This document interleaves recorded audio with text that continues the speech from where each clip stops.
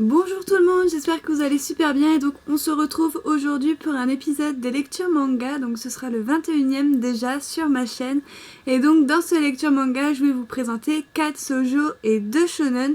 Donc on va tout de suite commencer avec les shoujo comme d'habitude et donc nous allons commencer avec les tomes 2 et 3 de L'amour à l'excès de Nana Haruta aux éditions Panini. Donc c'est toujours en cours avec 8 tomes et nous aurons le 4e tome le 4 janvier 2017. C'est un shoujo de genre romance, tranche de vie. Donc déjà pour commencer dans le tome 2, on a Tsubasa qui est désormais fait partie officiellement du club de basket. Elle est la manager officielle et donc elle est bien évidemment tombée amoureuse de Aki, donc le personnage que vous voyez sur la première de couverture avec elle. Et donc voilà, ils vont ensemble participer à un stage sportif, voilà, de basket. Donc ils vont faire des compétitions, tout ça, ils vont partir pour le stage et tout. Et donc on va suivre, c'est du tranche de vie, voilà, je prends ça comme du tranche de vie, où c'est qu'on va suivre cette jeune fille, voilà, qui est éperdument amoureuse d'un garçon, mais malheureusement avec ce qui s'est passé dans le tome 1, je sais pas si vous vous rappelez, je vous l'avais déjà présenté sur ma chaîne, elle va croire qu'un de ses camarades de classe l'a sauvée parce qu'elle s'était évanouie dans le couloir. Et en fait pas du tout, et donc du coup on la prend un petit peu pour la fille relou, la fille niaise et tout ça. Et donc là en fait elle va vachement faire attention, elle va absolument pas vouloir montrer ses sentiments à Aki, de peur que ça fasse comme sa première fois, sa première déception amoureuse. Donc du coup voilà, et donc on approche également dans ce tome 2 des vacances d'été. Et donc dans le tome 3 on va aller voir dans ces vacances d'été qu'est-ce qu'ils vont faire. Voilà, le club de basket va prendre un petit peu une pause, voilà, pour profiter un petit peu des vacances d'été. Et donc ils vont se retrouver à la mer, il me semble, et dans un festival. Donc voilà, c'était plutôt pas mal à suivre. Voilà, les deux tomes là m'ont réconcilié avec le premier tome que j'avais trouvé moyen. C'est surtout l'héroïne que je trouvais vraiment très niaise dans le premier tome, qui n'est pas si niaise que ça finalement quand on lit ces tomes 2 et 3. Donc voilà, c'est une suite, voilà, qui m'a réconcilié avec le premier tome, donc je suis plutôt contente de ça. Donc voilà, en plus les couvertures sont vraiment magnifiques. Je sais pas ce que vous en pensez, mais moi je les trouve juste super belle, l'histoire avance tout doucement. Donc voilà, dans le tome 3 également on va retrouver une jeune fille qui s'appelle Oshima, qui connaît très très bien Aki et qui est également éperdument amoureuse de lui. Donc voilà, c'est également une manager, mais qui manage un club de basket d'un autre lycée. Donc du coup elle va essayer de se mettre entre Aki et Tsubasa. Donc voilà, je vais pas vous en dire plus, mais voilà, c'était 2 tomes que j'ai dévorés, et donc j'ai hâte d'avoir le 4e tome. Donc je vais vous montrer les dessins. Donc les dessins sont vraiment très très beaux également. Donc voilà, c'est pour ça que je regrettais un petit peu. Si j'avais pas aimé vraiment les tomes 2 et 3, je pense que j'aurais regretté. Parce que les dessins sont vraiment magnifiques, et voilà, donc je suis contente finalement d'aimer cette histoire. donc voilà pour L'amour à l'excès. Ensuite, je me suis lu le tome 3 de Teach Me Love de Ai Hibiki, donc c'est aux éditions Soleil. Donc cette série est toujours en cours avec 7 tomes, et le tome 4 nous paraîtra le 11 janvier 2017. C'est de genre romance, tranche de vie, érotique. Et donc dans ce tome 3, bien évidemment, on va avoir pratiquement que de l'érotique. Donc pour moi ce tome 3 est un petit peu en dessous du tome 2, où dans le tome 2 certes on avait de l'érotique, mais on avait aussi une grosse partie où c'est que l'héroïne, j'ai oublié son nom, Rei, voilà, essayer de rentrer dans les amis de Mahiro. Voilà, elle voulait lui faire plaisir, elle voulait essayer de s'entendre avec ses amis, et ça n'a pas vraiment fonctionné dans le tome 2. Et dans le tome 3, on a le gars qui va se remettre complètement en question et qui va lui dire non, c'est à moi de faire des efforts, tout ça. Donc du coup, il va devenir aussi pervers qu'elle. Donc je vous dis même pas les situations. Genre à un moment, vous êtes dans le train. Alors j'ai pensé à Kali de Japan quand je suis arrivée à ce passage-là, parce que elle l'a raconté aussi dans un de ses achats manga, et ça m'a fait juste trop rire. Voilà, ils sont dans le train. Et en fait, pour éviter que Rei s'écarte de Mahiro, le gars il lui met la main sur les fesses, et à un moment donné la fille elle lui dit ma culotte est défaite. Donc du coup le gars il met ses mains sous sa jupe pour essayer de lui remettre la culotte. Et en fait ce boulet il va casser sa culotte, ce qui fait qu'elle va se retrouver un petit peu à poil sous sa jupe. Et du coup, pour éviter que la pauvre elle ait froid, il décide de mettre ses mains sur ses fesses. Alors la meuf elle va être excitée comme je sais pas quoi, ça m'a fait genre trop mourir de rire. Et donc voilà, et puis après elle lui dit non mais c'est pas grave si j'ai pas de culotte, j'ai l'habitude, enfin ok d'accord. Alors vu comment se termine le tome 3, j'ai bien envie de continuer cette série quand même puisque enfin voilà, moi je passe toujours un excellent moment avec Teach Me Love, ça me fait mourir de rire. Et donc moi, tant que je passe un mauvais moment, qu'il y ait du sexe ou pas, tant que je passe un bon moment de lecture, voilà, ça me donne bien envie de découvrir le tome 4. Donc voilà, parce que la fin, enfin voilà, il y a un nouveau personnage qui arrive et dans des circonstances un petit peu particulières. Donc voilà, j'ai vraiment hâte de savoir ce que va donner le tome 4. Alors soit concrètement ce couple est dans la merde, ou soit il va se passer peut-être un plan à 3. Ça on n'en sait rien, c'est qu'une hypothèse que je me fais à moi. Pour vous montrer un dessin ça va être chaud, parce qu'il y a vraiment beaucoup de scènes érotiques. Donc voilà un exemple, pareil les dessins sont juste magnifiques, les couvertures aussi sont super bien travaillées je trouve. Donc voilà, c'est vraiment super beau. Donc voilà, le passage dans le train qui m'a fait mourir de rire, donc voilà, enfin voilà, j'ai juste passé un excellent moment avec Teach Me Love, donc voilà, je me suis éclatée, donc voilà. Ensuite, je me suis lu le tome 2 de Liar Prince and Fake Girlfriend de Rin Miyasa, aux éditions Soleil Manga. Donc c'est une série terminée en 5 tomes et le tome 3 nous paraîtra le 11 janvier. C'est de genre romance fantastique. Donc dans ce deuxième tome, on y retrouve toujours nos amis, notre groupe voilà, notre groupe de personnages, donc voilà, avec le prince, tout ça, qui s'appelle Hikaru. Donc voilà, on va retrouver Hikaru et Luna dans la même situation qu'à la fin du premier tome, c'est-à-dire où Luna devient la fausse petite amie de Hikaru, puisque monsieur en a décidé ainsi. Donc voilà, en fait, il faut savoir que ces membres, en fait, c'est un petit peu, moi je les vois un petit peu comme des faux culs. Surtout Hikaru, puisqu'en fait ils sont très populaires à leur lycée et tout, mais c'est qu'une double facette, puisqu'en fait en réalité ils sont à l'opposé de ce qu'ils veulent paraître. Donc voilà, et donc la pauvre Luna elle se retrouve là puisque il est arrivé quelque chose dans le premier tome et elle s'est fait virer de son appartement. Elle va être récupérée par le prince. Suite à ça, voilà, va y avoir la grosse péripétie de devenir la fausse petite amie de ce prince, parce qu'il est surnommé prince, alors je vais le surnommer comme ça, même si c'est pas vraiment un prince, hein, c'est plutôt le diable. Et donc voilà, donc dans ce tome 2, on a Luna qui va être complètement dépassée par la situation de fausse petite amie. Voilà, elle va se méprendre sur plein de trucs. Par exemple, elle va voir que Prince est très proche d'une des filles qui cohabite avec eux également, et donc elle va s'imaginer qu'ils sont en couple. Enfin voilà, elle va vraiment plus supporter de jouer le rôle de la fausse petite amie. Et Hikaru, il va pas laisser passer les choses là, il va toujours l'obliger à faire des trucs, voilà, parce qu'il se filme pour plaire toujours autant à leurs fans, tout ça. Donc voilà, c'est vraiment très dur dans ce tome 2 pour Luna. On voit des fois elle craque. Enfin voilà, c'est complètement compréhensible vu ce qui lui arrive. Surtout qu'il faut savoir que c'est une fille dans le premier tome qui est déjà une petite poupée gothique, comme vous pouvez le voir, qui n'a pas d'amis, qui est plutôt solitaire. Et là, elle se retrouve à devenir la fausse petite amie d'un gars super populaire au lycée. Et voilà, en plus de ça, le mec il la traite comme un chien, moi je comprends pas. Alors on a également, comment il s'appelle, Hayato, qui se rapproche un petit peu de Luna. Moi je soupçonne qu'il va se passer quelque chose au niveau des sentiments de ce garçon et de Luna.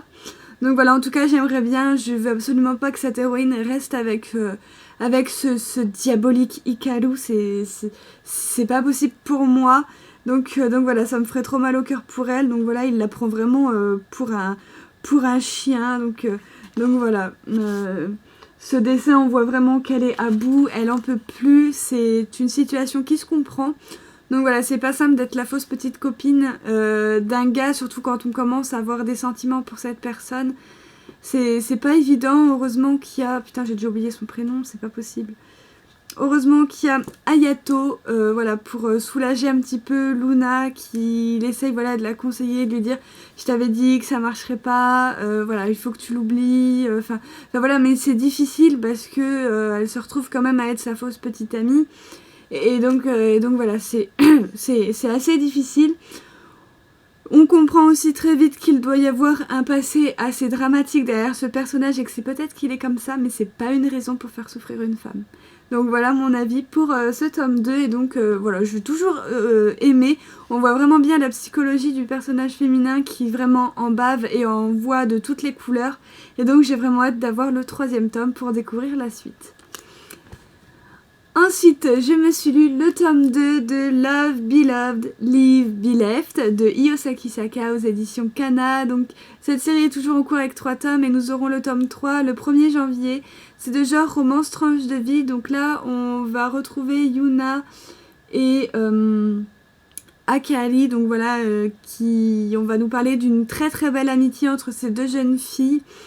Donc voilà, je vous renvoie à ma vidéo coup de cœur que j'avais fait pour le 1er tome parce que j'ai pas envie de rappeler le tome 1. Je vais tout de suite rentrer dans le tome 2. Donc dans le tome 2, on a Yuna qui va faire complètement quelque chose d'inattendu.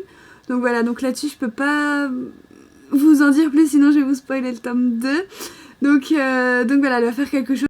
Excusez-moi, ma caméra a coupé. J'étais en train de vous parler de Love, Beloved, Live, Be Left de Iyosaki Saka. Donc je vous disais que Yuna allait faire quelque chose qui, dans ce tome 2, qui m'a beaucoup surpris. Je m'attendais pas à ça. On a également, comment il s'appelle, Ryo, qui va nous dévoiler un de ses secrets. Donc j'ai trouvé ça vraiment super sympa. C'est très ambigu, mais voilà, ça m'a bien plu, la tournure que ça prend. Et on a Akali, bien entendu, on a toujours cette forte amitié entre Yuna et Akali dans ce tome 2. Donc voilà, Akali se rend compte que Yuna n'est plus la fille rêveuse qui rêve de l'amour comme dans les contes de fées. Elle change petit à petit et justement quand Yuna fait ce qu'elle va faire, donc je vais pas vous le révéler sinon ce serait un spoil de ce tome 2, Akali se dit si Yuna elle y arrive alors que voilà, moi j'y connais plus en amour que Yuna, je peux le faire aussi. Et donc elle va également essayer de passer à l'action avec l'intéressé en question. Et donc voilà, j'aime toujours autant, je trouve ça toujours autant bouleversant avec ces amours, ces relations amoureuses qui sont vraiment très complexes, vraiment très dur à vivre pour les deux héroïnes. Et on a une très très belle amitié entre ces deux jeunes filles. Donc voilà, j'adore toujours autant. Donc voilà, j'ai hâte de voir la suite, comment ça va se dérouler. La suite, qu'est-ce qui va se passer. Donc voilà, parce que c'était vraiment super intéressant. J'ai adoré ce tome 2, même si je l'ai trouvé un petit peu moins fort que le 1er tome. Donc voilà, le 1er tome était plus intense, il était mieux, on avait une fin de ouf. Donc là, je me rappelle plus si la fin est ouf. Non, elle est pas ouf la fin. Et donc voilà, le tome 1 m'a quand même beaucoup plus plu, mais dans l'ensemble, ça reste quand même une histoire coup de cœur, voilà, que j'adore vraiment. Vu qu'on a une histoire d'amitié vraiment très très forte et puis on a des relations amoureuses pour nos deux protagonistes féminines qui sont vraiment très très dures et très complexes et justement je crois que c'est ça qui nous fait le plus accrocher, c'est de savoir si elles vont réussir ou pas, qu'est-ce qui va se passer, qu'est-ce qui va se mettre entre leurs chemins. Donc voilà, c'est une histoire vraiment fantastique à suivre, je trouve. Donc ensuite nous allons enchaîner avec les shonen, donc il y en a 2. Donc le premier que j'ai à vous présenter c'est le tome 14 de Assassination Classroom de Yusei Matsui aux éditions Kana. Donc cette série est terminée en 21 tomes, nous aurons le 15e tome le 6 janvier, c'est de genre comédie fantastique. Donc dans ce tome 14 on oublie Kuro Sensei et on oublie le projet d'assassinat puisqu'on va se concentrer sur le festival de l'école. Ça y est, je retrouve. Où c'est qu'on va avoir la confrontation entre la classe A et la classe E. Donc pour rappel, la classe A c'est un petit peu l'élite du lycée et la classe E c'est les cancres. Donc voilà, mais c'est plus trop des cancres arrivés au tome 14, voilà, puisqu'on a Kulo, voilà, qui les pousse un maximum, qui leur apprend plein de choses. Donc voilà, même si c'est la tête à abattre, Kulo Sensei est vraiment un très bon professeur. Et donc voilà, donc là il va y avoir deux duels, on va appeler ça comme ça. Deux duels entre la classe A et la classe E, va déjà y avoir ce fameux festival du lycée. Donc voilà, c'est qu'il va y avoir de la rivalité et à la moitié du manga, on va être sur des examens et on va se rendre compte, on va avoir un passage avec le proviseur, donc le père d'un des élèves de la classe A, j'ai oublié son prénom, voilà, qui est totalement manipulateur, totalement sadique. On dirait qu'il a une sorte de, je sais pas, de pouvoir magique, de quelque chose qui émane de lui, on sait pas encore trop quoi. Mais en fait, il arrive à tenir à la baguette ses élèves, c'est-à-dire qu'il va les manipuler pour que tous les élèves aillent droit. Voilà, c'est lui qui décide, c'est pas autrement. Donc voilà, et les élèves vont vouloir surpasser la classe E avec de la haine et de la rancœur. Alors est-ce que ça va marcher ou pas? Qui c'est qui va gagner? Je vous le dévoilerai pas. Mais il y a vraiment un truc étrange avec le proviseur et il y a même son propre fils qui va se retourner contre lui parce qu'ils n'ont pas la même vision des choses et j'ai trouvé ça vraiment super intéressant de voir le père et le fils avec leurs idéaux en fait qu'ils ont chacun dans leur tête pour réussir. Alors le fils est plutôt du côté du bien et le père plutôt du côté du mal puisqu'il va vraiment, on sait pas trop ce qu'il fait avec les élèves pour les manipuler comme ça. Donc voilà, mais voilà, les élèves ressortent, c'est même plus des élèves quoi, on a l'impression que c'est des zombies. Donc voilà, c'est un peu spécial, donc j'espère qu'on en apprendra plus sur ce proviseur. Je vais vous montrer une image avec le proviseur. Donc voilà, j'espère qu'on en apprendra plus sur lui, vraiment savoir ce qu'il fait, qu'est-ce qui tourne autour de lui, qu'est-ce qui manigance, tout ça. Et donc voilà une petite image de la fête du lycée, donc voilà, c'était sympa. Voilà, j'aime toujours autant, c'est la lecture des tantes. Enfin voilà, on en est au 14e tome et on se demande encore si Kulo Sensei va finir par être tué ou pas, est-ce que va y avoir l'explosion de la Terre ou pas. Bon, personnellement, je me fais mes petits avis et donc voilà, et j'ai hâte d'avoir le 15e tome. Et ensuite, pour conclure cette vidéo, nous allons parler du tome 8 de Seraph of the End, le scénario de Takaya Kagami, le dessin de Yamato Yamamoto et le storyboard de Daisuke Furuwa. Donc voilà, c'est des auditions aussi Kana. Donc Seraph of the End, c'est toujours en cours avec 12 tomes et nous aurons le 9e tome le 3 février, il va falloir être patient. Et donc c'est des genres aventure fantastique, donc attention spoiler. Je risque de spoiler ce tome parce que voilà, ce tome-là est un coup de cœur et j'ai vraiment envie de vous en parler. Peut-être pas dans tous les moindres détails, mais j'ai vraiment envie d'approfondir sur ce que j'ai vraiment pensé. Et pour ça, je pense que je vais devoir spoiler. Donc dans ce tome 8, on reprend bien évidemment la fin du tome 7 où c'est que nous avons notre Yoeshiro et ses compagnons. Donc voilà, qui vont essayer toujours d'exterminer le plus de vampires possible. Donc ils sont à Nagano pour accomplir leur mission de tuer le plus de nobles vampires possible. Donc après je vais pas vous révéler ce qu'ils vont réussir à en tuer, combien ils vont tuer, tout ça, ça je vous laisse le découvrir. Mais donc voilà, bien évidemment il y a des têtes qui vont tomber, de personnages qu'on connaît ou qu'on connaît pas, ça je vais pas vous le révéler non plus. Je vous laisse la surprise de savoir qui meurt dans ce tome 8, mais ça y est, les têtes commencent à tomber. Et moi c'est surtout la fin du manga qui m'a parce qu'on voit Michael et voilà, il va pas hésiter à se servir d'une des compagnons de Yu. Voilà, il va l'interroger pour savoir où c'est qu'est ce dernier. Et je pense que dans le tome 9, on va enfin avoir la rencontre entre Yu et Michael. Donc voilà, ça fait un sacré bout de tome qu'on attend ça enfin. Il était temps, donc voilà, Michael se rapproche de son but, de retrouver son meilleur ami. Donc voilà, je sais pas trop qu'est-ce qui peut se passer quand ils vont se rencontrer. Donc voilà, mais il veut à tout prix le retrouver, tout ça, donc voilà, c'est tout ce qui se passe dans ce tome, donc je sais pas si j'ai vraiment spoilé ou pas, mais voilà, on a beaucoup de morts, le tome est plongé vraiment que dans de l'action. C'est vraiment là, scène d'action sur action, donc voilà, ils vont être confrontés à un vampire, après il va y avoir une autre mission où il va y avoir un vampire encore plus puissant et ils vont devoir utiliser des techniques. Pour l'instant ils sont juste mal barrés, donc voilà, ils sont à l'hôtel de ville de Nagano et ils sont vraiment mal barrés puisque c'est mal parti, c'est un vampire vraiment très puissant.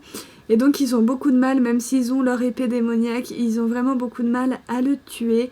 Donc voilà, je vous en dis pas plus, mais c'est ça, voilà. Et après, ils prévoient encore d'autres missions. Donc si Michael arrive en plein milieu d'un combat, qu'est-ce que ça va donner? J'ai vraiment trop hâte de le savoir. En attendant, je vous montre les dessins. Non, ça, je crois que cette image-là, je vous l'ai déjà montrée dans mon achat manga. On va changer. Je vais vous montrer quoi? Petite page de Michael, voilà. Ah, ça faisait longtemps en plus qu'on l'avait pas vu. Enfin si, on le voit pratiquement à chaque tome, mais 2 pages quoi. Donc voilà, ça faisait longtemps qu'on l'avait pas vu aussi longtemps. Et voilà, je vais vous montrer celle-là. Donc voilà, Glenn, super motivé, super d'attaque, comme on peut le voir. Donc voilà, c'était vraiment un excellent tome. J'adore toujours autant Seraph of the End. Et en plus, c'est bientôt Halloween, donc on peut dire que je suis déjà dans le thème. Donc du coup voilà, j'espère que ma vidéo lecture manga vous aura plu. Désolée encore pour mon appareil photo qui a coupé tout à l'heure. Et donc si vous avez aimé cette vidéo avant, n'oubliez pas de mettre un petit j'aime, de mettre tous vos avis en commentaire, c'est très important pour moi.